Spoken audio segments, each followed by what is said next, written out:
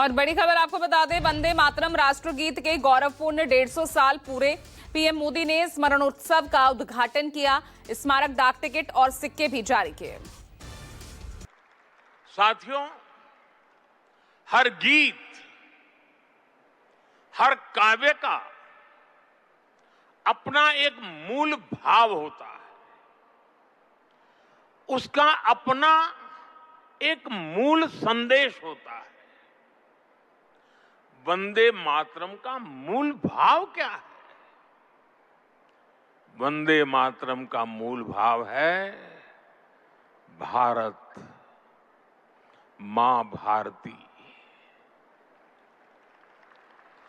भारत की शाश्वत संकल्पना,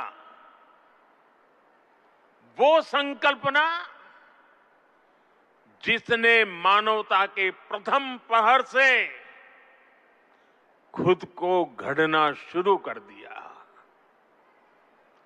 जिसने युगों युगों को एक एक अध्याय के रूप में पढ़ा, अलग अलग दौर में अलग अलग राष्ट्रों का निर्माण, अलग अलग ताकतों का उदय, नई नई सभ्यताओं का विकास, शून्य से शिखर तक उनकी यात्रा और शिखर से पुनः शून्य में उनका विलय, बनता बिगड़ता इतिहास, दुनिया का बदलता भूगोल, भारत ने ये सब कुछ देखा है। इंसान की इस अनंत यात्रा से हमने सीखा और समय समय पर नए निष्कर्ष निकाले। हमने उनके आधार पर अपनी सभ्यता के मूल्यों और आदर्शों को तराशा, उसे गढ़ा। हमने, हमारे पूर्वजों ने, हमारे ऋषियों ने, मुनियों ने, हमारे आचार्यों ने, भगवंतों ने, हमारे देशवासियों ने अपनी एक सांस्कृतिक पहचान बनाई। हमने ताकत और नैतिकता के संतुलन को बराबर समझा और तब जाकर भारत एक राष्ट्र के रूप में वो कुंदन बनकर उभरा जो अतीत की हर चोट सहता भी रहा और सहकर भी अमरत्व को प्राप्त कर गया। भाइयों बहनों, भारत की ये संकल्पना, उसके पीछे की वैचारिक शक्ति है। उठती गिरती दुनिया से अलग अपना स्वतंत्र अस्तित्व बोध, ये उपलब्धि और लयबद्ध, लिपिबद्ध होना, लयबद्ध होना और तब जाकर के हृदय की गहराई से, अनुभवों के निचोड़ से, संवेदनाओं की असीमता को प्राप्त कर करके वंदे मातरम जैसी रचना मिलती है। और इसलिए गुलामी के उस कालखंड में वंदे मातरम इस संकल्प का उद्घोष बन गया था और वो उद्घोष था भारत की आजादी का। मां भारती के हाथों से गुलामी की बेड़ियां टूटेगी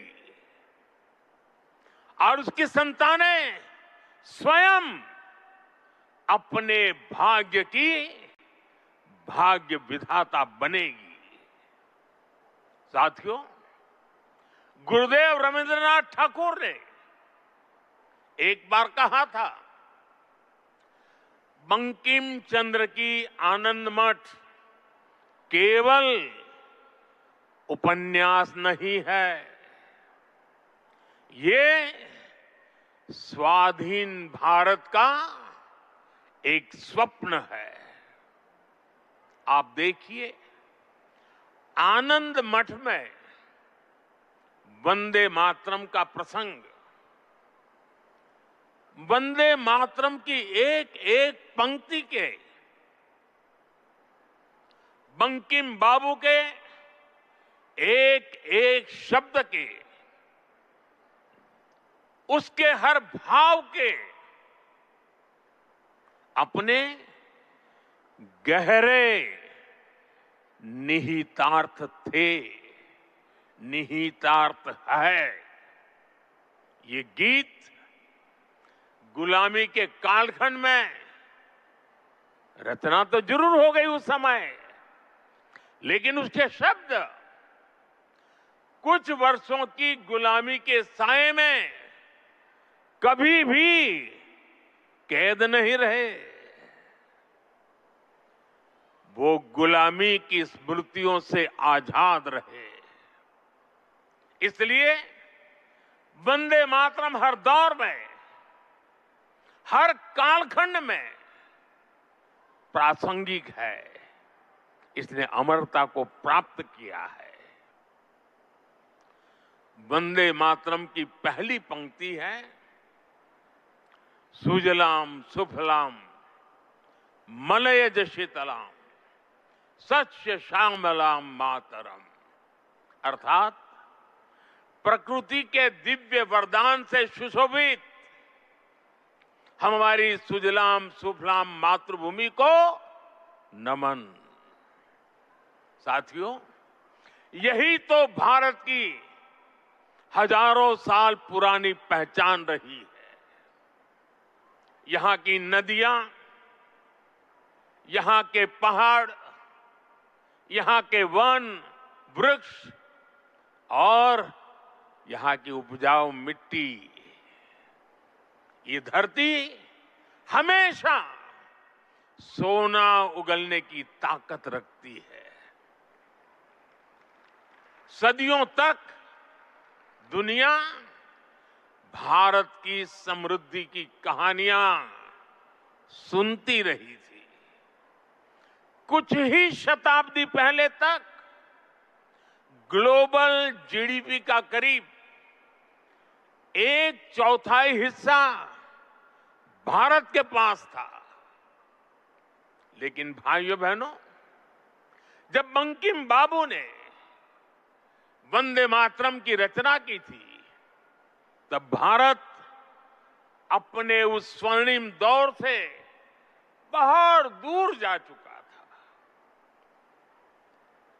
विदेशी आक्रमणकारियों ने उनके हमले, लूटपाट, अंग्रेजों की शोषणकारी नीतियां, उस समय हमारा देश गरीबी और भूखमरी के चंगुल में करा रहा था। तब भी बंकिम बाबू ने उस बुरे हालात के स्थितियों में भी, चारों तरफ दर्द था, विनाश था, शोक था, सब कुछ डूबता हुआ नजर आ रहा था।